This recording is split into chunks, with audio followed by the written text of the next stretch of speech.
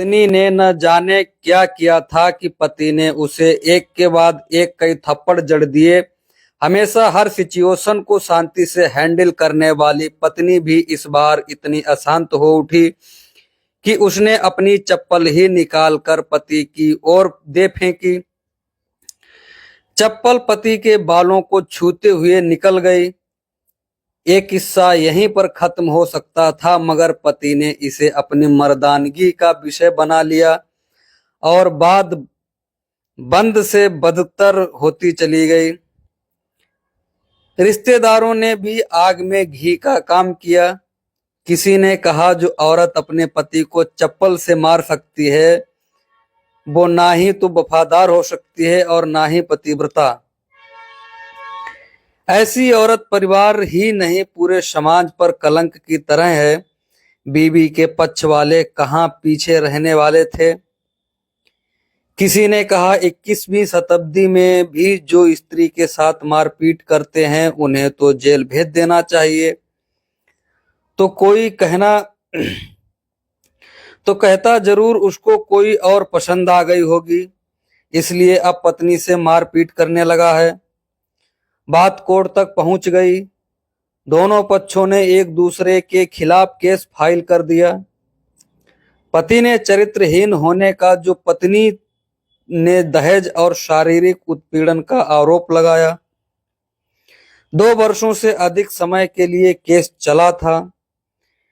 इन 2 वर्षों के दौरान दोनों पति पत्नी अलग अलग रहे थे।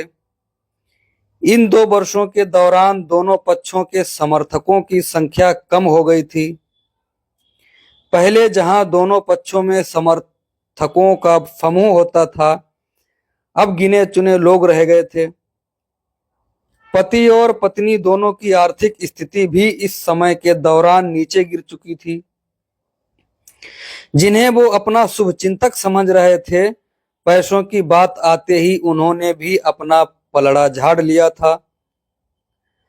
अगर कोई देने को राजी भी हुआ तो मोटे ब्याज की शर्त पर। आखिरकार वही हुआ जो सब चाहते थे, डाइवोर्स के पेपर। हर कोई खुश था, दोनों पक्षों के रिश्तेदार, उनके माता पिता और दोनों के वकील। लेकिन 5 साल की सुखद शादी और एक सुंदर बेटी होने के बाद मिले इस डाइवोर्स से पत्नी मूक थी और पति शांत। शायद ये एक इत्तेफाक ही था कि इस खुशी को मनाने के लिए दोनों पक्ष के लोग एक ही चाय की टपरी पर बैठे, आमने सामने।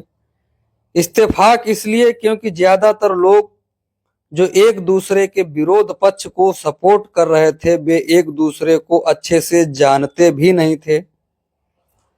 पति पत्नी भी इन सभी से दूर एक दूसरे के सामने मेज पर बैठे। पत्नी ने पति से कहा, अब तो खुश होंगे ना, तुम्हारे मन की जो हुई है मुबारक हो। तुम भी तो आज जीत गई हो।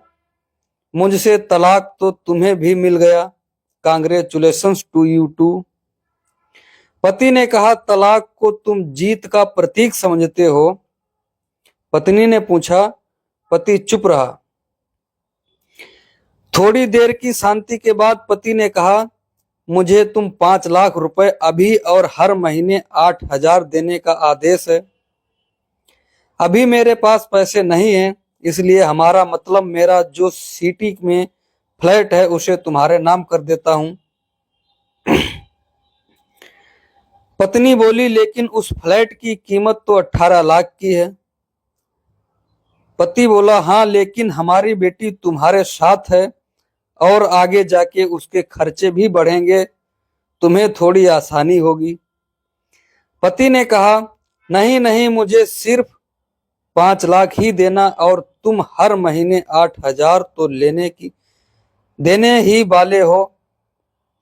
मैं मैनेज कर लूंगी। मगर 5 लाख नहीं है तब भी कोई बात नहीं, पत्नी बोली। दोनों फिर से शांत हो गए। पति सोचने लगा, कितनी भोली और समझदार है ये औरत, जो कुछ समय पहले वक्त मेरी पत्नी थी और अब अनजान ये वही है जो कम से कम खर्चे में घर चलाती और पैसे बचाकर मेरे जन्मदिन और बर्थडे पर हमेशा मेरे लिए नए कपड़े खरीद लाती। कभी बीमार भी हो जाती तो पैसे बचाने के लिए मुझे मालूम ना होने देती और घरेलू नुस्खों से अपना इलाज कर लेती। मगर घर में कोई और बीमार होता तो तुरंत डॉक्टर के पास लेकर जाती थी। मेरी ही मति मारी गई थी। मैं ही अपनी झूठी मर्दानगी के चक्कर में इतनी बड़ी गलती कर बैठा। पत्नी के दिमाग में भी उथल पुथल चल रही थी। अभी भी वैसा का वैसा ही है। पहले भी खुद से ज्यादा हमारे बारे में सोचता था और अब भी वही कर रहा है। ये वही आदमी है जो मुझे एक्सीडेंट से बचाने के लिए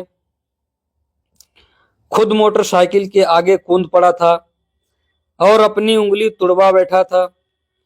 पता नहीं कौन सी मनहूस घड़ी में झगड़ा कर बैठी। पति ने मौन तोड़ते हुए पूछा, अब तुम्हारे कमर का दर्द कैसा है? ज्यादा तकलीफ तो नहीं होती?